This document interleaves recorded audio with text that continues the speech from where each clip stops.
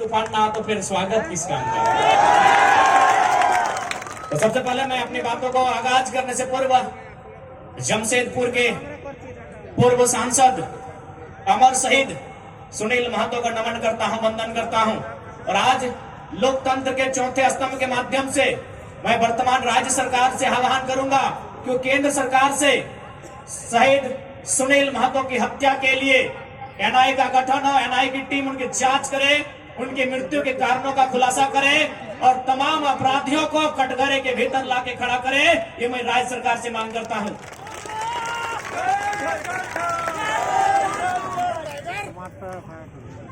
क्योंकि अगर आज एक एमपी को इंसाफ नहीं मिल पाएगा, एमपी जो प्रधानमंत्री के कक्ष में बैठता है, एक एमपी जो राष्ट्रपति के सम्मुख जाकर अपनी बैठकों को भाग लेता है, अगर इस राज्य में, इस देश में एक मेंबर ऑफ पार्लियामेंट को न्याय नहीं मिल पाएगा तो एक आम व्यक्ति न्याय की अपेक्षा कैसे रख सकता है। इसलिए मेरी राज्य सरकार, चूंकि झारखंड मुक्ति मोर्चा की सरकार है और शहीद सुनील महतो झारखंड मुक्ति मोर्चा के अंग थे, हिस्सा थे, मैं सरकार से ये मांग करता हूं।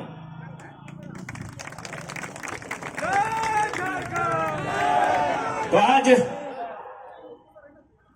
ये मेरे लिए भी गर्व का विषय है और शायद ये झारखंड के इतिहास का पहला विषय होगा कि हम प्रत्याशी हैं कोयलांचल का और नारा अगर जमशेदपुर में लग रहा है तो ये भी गर्व का विषय है।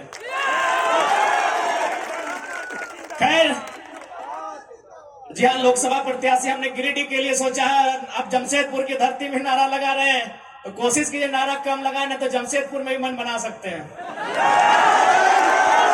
खैर, अभी जमशेदपुर के लिए इरादा नहीं है, क्योंकि मेरा सोच है कि हम पहला वोट खुद को दें और मेरा वोटर आईडी गिरिडीह में है। इसलिए बाकी भविष्य में जहां जहां से लोग डिमांड करेंगे और जहां से हम लड़ सकते हैं वहां मैदान जंग में शामिल होंगे, क्योंकि हम एक क्षेत्र का लीडर बनने नहीं आए हैं। आज ये कोल्हान की धरती, आज इस धरती के चारों ओर बड़ी बड़ी इमारतें, न जाने कई हजार फैक्ट्रियां, कंपनियां, एक बड़ा उद्योग का क्षेत्र, लेकिन आज जब स्थानीय लोगों को वहां निम्न पाते हैं तो बड़ा सवाल आता है कि आखिर किसके लिए यह झारखंड राज्य अलग किया गया।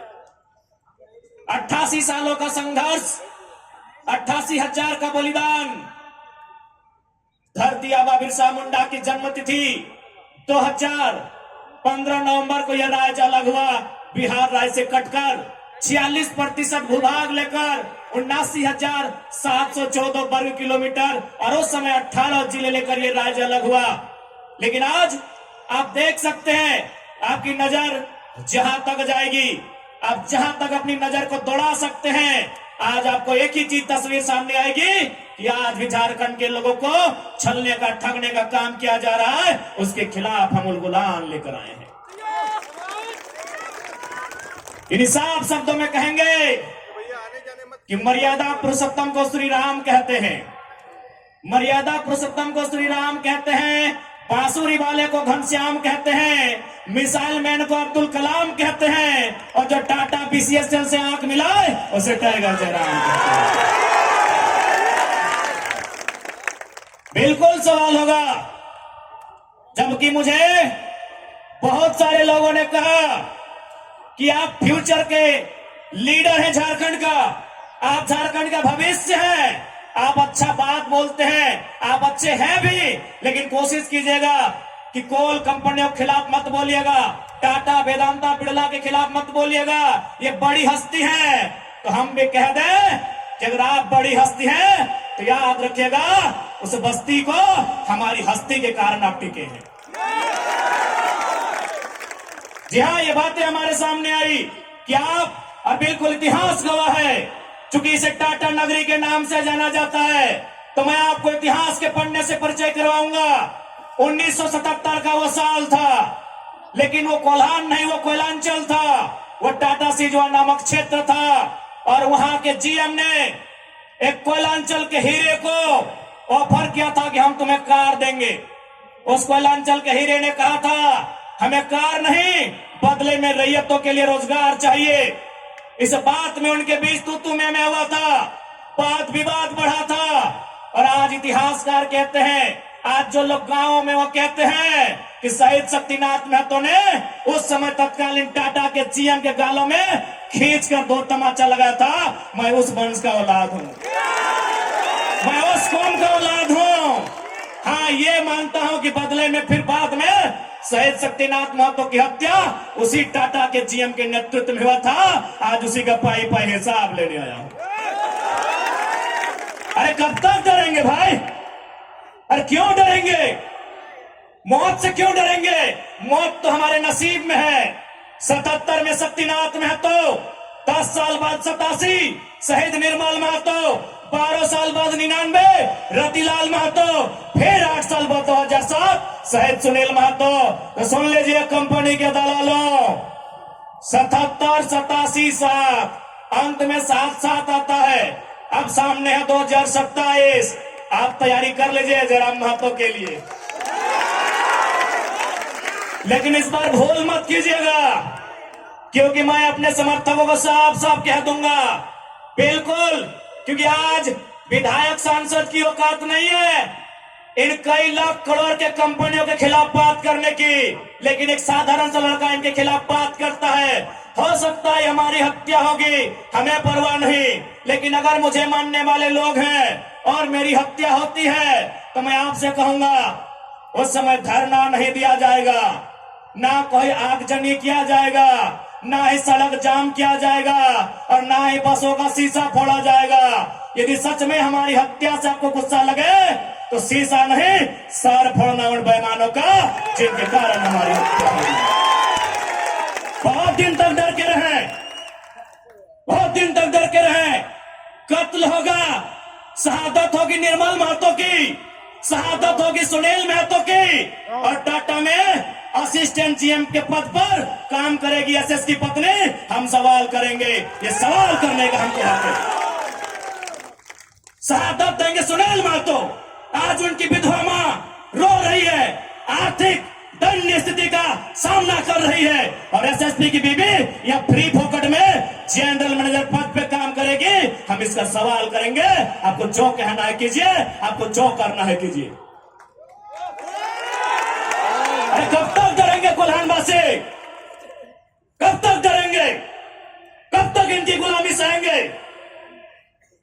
अरे जिनके हमारे बाप दादाओं की जमीनों पर टाटा जमशेदपुर खड़ा है, हमारी बाप दादा की जमीन पे उसामा जिन खड़ा है, हमारी बाप दादा की जमीन पे टिस्को खड़ा है। इस बात को जहन में याद रखिएगा कोल्हानवासियों। आज कोल्हांचल से ये टाइगर ये संदेश लेके आया है कि अब हमें डरने की नहीं, अरे मरना पड़े तो मर जाइए, लेकिन आने वाली पीढ़ी के भविष्य के लिए आज हमें इस लड़ाई को लड़ना होगा। मैं लोकतंत्र के चौथे स्तंभ के माध्यम से मैं सवाल करूंगा टाटा मैनेजमेंट से कि ललित दास कौन है? Who is Lalit Das? What is his ability? उसकी योग्यता क्या है? कौन है ललित दास? उसकी योग्यता क्या है? कितना तक पढ़ा है कि आज सीएसआर को संभालेगा? आज IL6 में नौकरी करेगा? 37 का गांव गुजरा, एक नहीं 18 गांव टाटा के योजना है, और छत्तीसगढ़ का रघुवर दास जी का बेटा ललित दास यहाँ IL6 में नौकरी करेगा, सीएसआर को संभालेगा। हम सवाल करेंगे,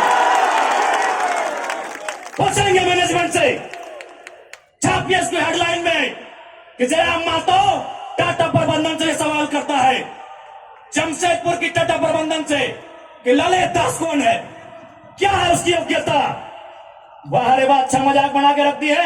कत्ल होगा हमारा, लहू बहेगा हमारा, हमारी लहू से स्वर्णरेखा की नदी लाल होगी, हमारी लहू से दामोदर की नदी लाल होगी, और ललित दास माला माल होगा। हम सवाल भी करेंगे और बवाल भी करेंगे। इस बात को लिख लीजिए। आइए सामने टाटा के प्रबंधन, और हमें उत्तर दीजिए कि ललित दास कौन है, क्या है उसकी योग्यता। पूर्व मुख्यमंत्री का बेटा होना योग्यता है, या वर्तमान राज्यपाल का बेटा होना योग्यता है? क्या यह योग्यता कहा जाएगा? भारत एक संवैधानिक राष्ट्र है। क्या बाप के तोड़ने के बदले बेटा दरोगा बनेगा? बाप के दौड़ से बेटा दरोगा बनेगा? बाप एग्जाम पास करेगा, बेटा टीचर बनेगा? तो पूर्व मुख्यमंत्री रहे चाहे वर्तमान राज्यपाल रहे, ललित दास कौन है? हमको हिसाब किताब चाहिए। आज ना ये चुनावी भाषण देने आए हैं, ना राजनीति की बात करने आए हैं। एक संदेश लेके आए हैं कि कोयलांचल और कोल्हान के लोगों, हम दो हमारे दो नहीं। बिल्कुल इस भ्रम में मत रहिए। हम दो हमारे दो नहीं, तीसरा पैदा कीजिए, उसको निर्मल महतो बनाइए, उसको हथियार से लेस कीजिए। अरे कैसे लड़ेंगे आप इनसे? 20 लाख करोड़ की प्रॉपर्टी है इनकी। आप ऐसे लोगों से लड़ पाएंगे? आपका टीचर बेटा लड़ पाएगा? आपका वकील बेटा इनसे लड़ पाएगा? आपका डॉक्टर बेटा इनसे लड़ पाएगा? इसलिए आज कोल्हान और कोयलांचल, हम दो हमारे दो नहीं, तीसरा पैदा कीजिए, उसको निर्मल बनाइए और उन पैमानों से युद्ध के लिए तैयार कीजिए। आपको बचाने कोई नहीं आएगा। अरे आप किससे उम्मीद करते हैं? एसएसपी, आपको जानकारी होना चाहिए, एसएसपी टाटा का साथ देते हैं। हिंदू मुस्लिम का राइट होता है, 44 मुसलमानों की दुकान तोड़ी जाती है, उस समय धारा 144 होता है, लेकिन टाटा रातों रात रोड बनाता है, धारा 144 का कहीं जिक्र नहीं होता है। आपकी सुरक्षा कौन करेगा बताइए? कौन करेगा आपकी सुरक्षा? ये हम आप बताइए हमें, कौन करेगा आपकी सुरक्षा? आज ये डोबो का वीडियो किसी हो, कोई डोबो का सीओ है, पहले मैं कहना चाहूंगा, यह बहुत सारे पुलिसकर्मी हैं जो ईमानदार हैं, उनको नमस्कार है।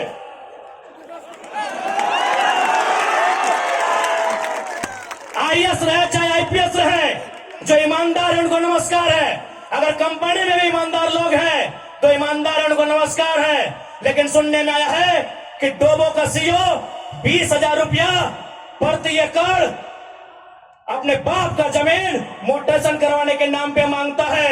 ऐसे सीओ को जो डोबो का सुनने में आया है, उसको दोमोनी में लेके डुबा दीजिए। इस बात को हम चिन्ह ठोक के कहेंगे। उसका बाप का जमीन है क्या? 20,000 नहीं, 20 पैसा नहीं मिलेगा, 20 पैसा नहीं मिलेगा। वीडियो का बाप का जमीन है, सीओ का बाप का जमीन है क्या? लेकिन आपके बाप का दादा का ये जमीन है। ये 4000 साल से हम यह खेती बाड़ी करते हैं, ये हमारा प्रमाण है। अरे अब तो दुनिया के वैज्ञानिक मान रहे हैं कि सबसे पहला इंसान सिंहभूम से निकला था। आप गर्व कीजिए अपने इतिहास पर, आप गर्व कीजिए अपने इतिहास पर। ये हम नहीं कह रहे, ये दुनिया की रिसर्च की टीम कह रही है कि जब दुनिया जल में था और जल से जो मिट्टी का कण पहले बाहर आया था और सिंहभूम का इलाका था, ये दुनिया के रिसर्च टीम कह रही है। यानी ये जमीन हमारी है, ये भूमि हमारी है, और आज यहां हम बेगाने बन के बैठे हैं। आज यहां हम दर बदर की ठोकरें खा रहे हैं। आज हमारे यहां कत्ल किया जा रहा है, और एकदम साल दर साल किया जा रहा है। 77 में, 87 में, 97 में, 7 में एकदम कंटिन्यूली हमारा कत्ल किया जा रहा है। और आज हम हाथ धर के बैठे हैं। आज हम कहना चाहेंगे, आज बिल्कुल अगर हम होते निर्मल दा के समय, यदि हम होते सुनील दा के समय, कसम से आंख से आंसू नहीं बहाते, कसम से आंख से आंसू नहीं बहाते।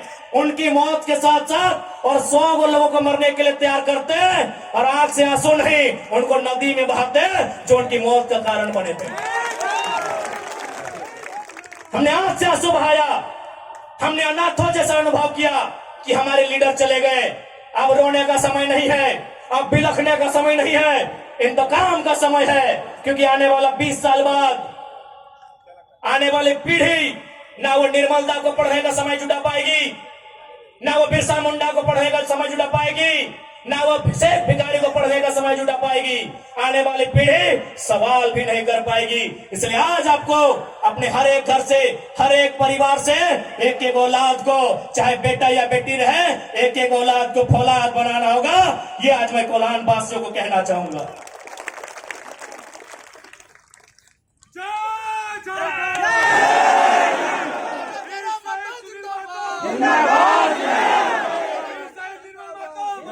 आज मैं एक सवाल करूंगा इस भीड़ से, मैं मैं सवाल करूंगा टाटा नगरी में बसे बड़ी बड़ी इमारतों में बैठे लोगों से कि जब 1907 में टाटा की स्थापना हुई थी, मालिक कौन था?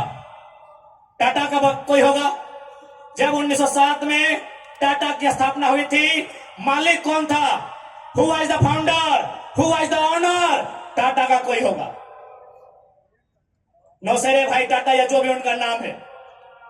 आज 115 साल बीत चुके हैं। आज टाटा का मालिक कौन है? आज भी टाटा का मालिक टाटा का वंशी है। 100 साल पहले टाटा ने पूंजी का इन्वेस्ट किया था। आज 100 साल बाद भी टाटा का मालिक टाटा का वंशज है। लेकिन एक सवाल होगा मेरा, 100 साल पहले जिन कुर्मियों ने, जिन संथालियों ने, जिन हो ने, जिन गोड़ाई ने, जिन धीवर ने, जिन अल्पसंख्यक ने टाटा में जमीन दिया था, आज उस परिवार के पास क्या नौकरी है? आज हम सवाल करेंगे। अरे आपने पूंजी लगाया, 100 साल बाद आप मालिक हैं। हमने भी पूंजी दिया है। पूंजी 2 प्रकार की होती है इंपॉर्टेंट, एक जमीन, दूसरा अर्थ। अर्थ आपका, मालिक आज आप है, जमीन हमारी, हम कहां ये सवाल करेंगे। ये कैसा देश है जो कहते हैं गांधी का देश है, ये किसानों का देश है? गांधी जी कहते थे कि किसानों की आत्मा बसती है गांव में। तो आज कहां है गांव? आज कहां है किसान? केवल पूंजीवादी का हावी। आज चारों तरफ केवल कैपिटलिज्म के लोगों का दबदबा। ठीक है, हम विकास के विरोधी नहीं है। अरे हमने इंसान भी दिया है और जमींदार भी दिया है। हमने इंसान के रूप में कभी बिरसा भगवान को दिया, कभी भागीरथ मांझी, कभी तिलका मांझी को दिया, तो कभी निर्मल महतो, तो कभी सुनील महतो जैसे शेर को हमने दिया। और जमीन की बात कीजिएगा तो जहां तक टाटा की नजर जाएगी वो जमीन सारी की सारी हमारी है। क्या नहीं दिया हमने विकास के नाम पे? विकास के नाम पे हमारा कत्ल हुआ, विकास के नाम पे हमारा गांव उजाड़ा गया, विकास के नाम पे हमको लूटा गया। और आज अगर हम सवाल करेंगे तो आप हमें उग्रवादी जैसे शब्दों से नवाजेंगे। तो आज ये बात जान लीजिए, भले आज ये आपका समय है क्योंकि प्रधानमंत्री आपके हैं। सही बात है, किसानों के प्रधानमंत्री नहीं है। भले आप भावनाओं में वोट देते हैं, आज फिर किसान आंदोलन कर रहा है। किसान 700 मर चुके हैं। ये किसानों के प्रधानमंत्री नहीं है। अगर ये किसानों के प्रधानमंत्री होते तो एक रूल बनाते। 1984 तक टाटा ने जो 15,000 एकड़ जमीन का अधिग्रहण किया है, उसमें मात्र 3,000 एकड़ में प्रोडक्शन का काम हुआ है। मात्र 3,000 एकड़ में कंपनी का एस्टेब्लिशमेंट किया गया है। यदि ये देश और ये वर्तमान के प्रधानमंत्री अगर किसानों के होते हैं तो एक फरमान जारी करते हैं कि बाकी जो आपके पास 12,000 एकड़ बचा है उसे पोल्ट्री फार्म खोलना है। क्या उसे पोल्ट्री फार्म खोलना है? जी नहीं, रियल एस्टेट को बेचना है। हमारी जमीनें टाटा डिसाइड करेंगे रियल एस्टेट को बेचना है। इसलिए अगर सच में ये किसानों के प्रधानमंत्री होते तो एक नियम बनाते, और ये नियम है भी, बकायदा न्यायालय में चर्चा उठ चुका है कि यदि किसी कंपनी ने जमीन लिया है और उस जमीन पे काम नहीं हुआ है तो रैयत को वापस लौटाना चाहिए। टाटा ने 15,000 एकड़ जमीन लिया है, मानते हैं 3,000 एकड़ पर इन्होंने काम किया है, चलिए 3,000 एकड़ एक्स्ट्रा, अभी भी 10,000 एकड़ जमीन है जो इनके कब्जे में है, वो यहाँ के रैयतों को वापस मिलना चाहिए। तब मानेंगे ये गांधी का देश है, तब मानेंगे किसानों का देश है। आप बोलेंगे हम मान लेंगे, दीजिए 10,000 एकड़ जमीन वापस,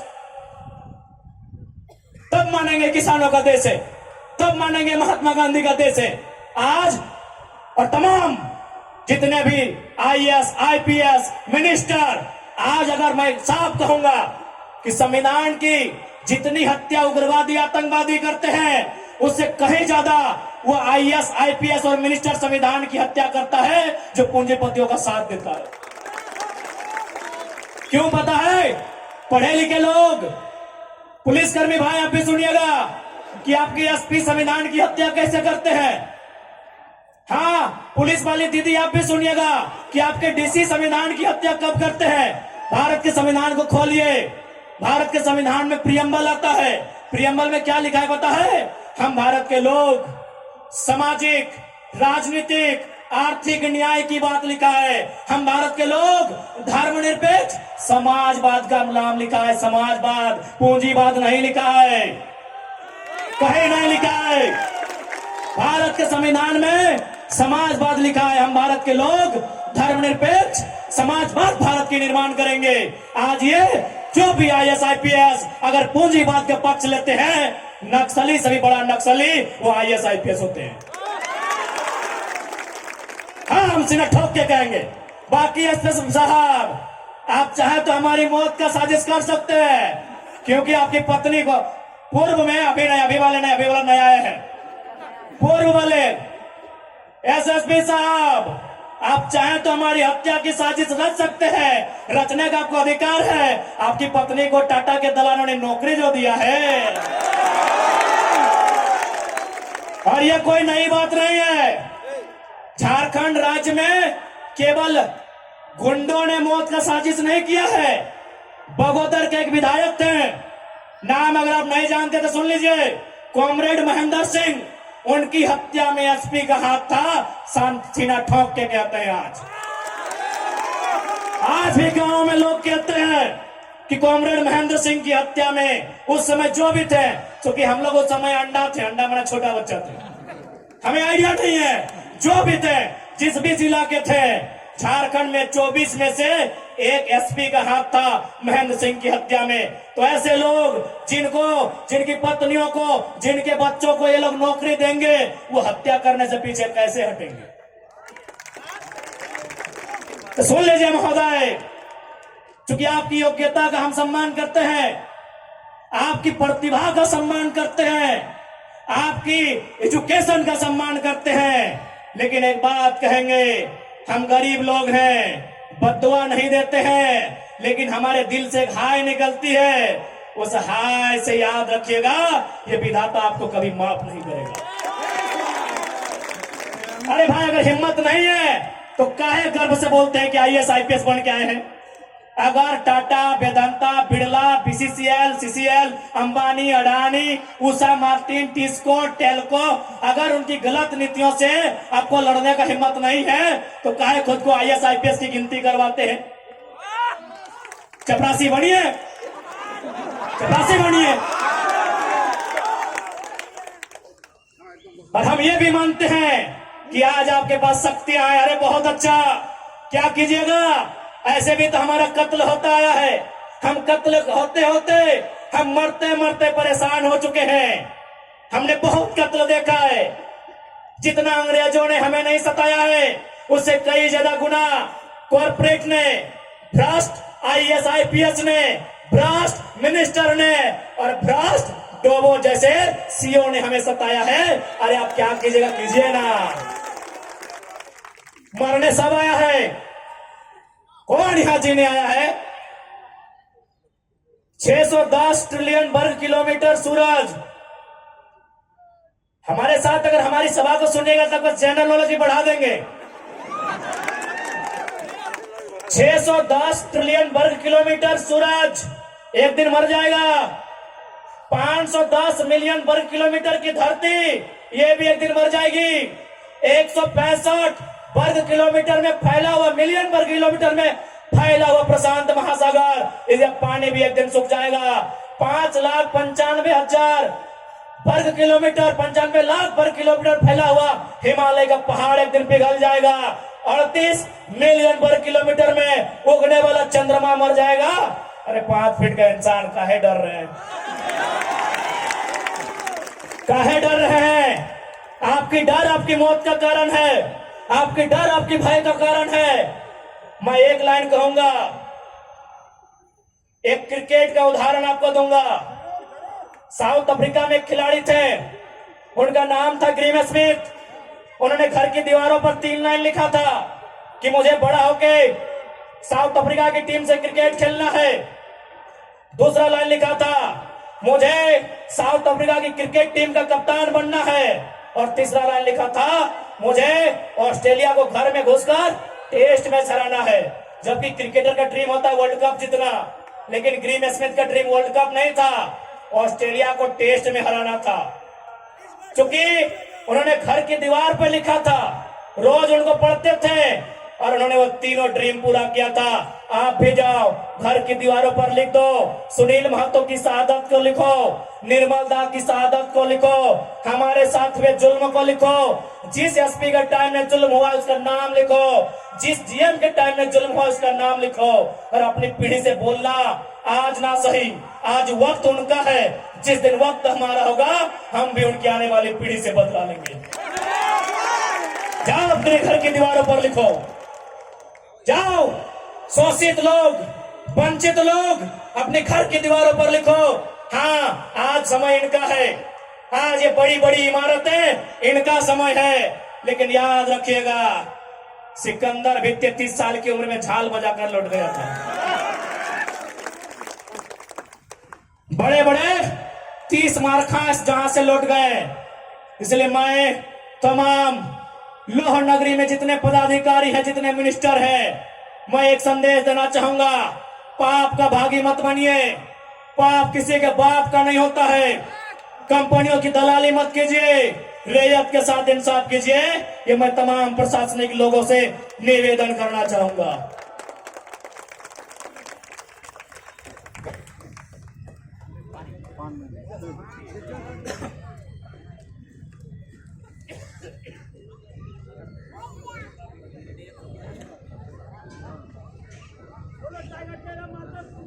जिंदाबाद जिंदाबाद जिंदाबाद जिंदाबाद।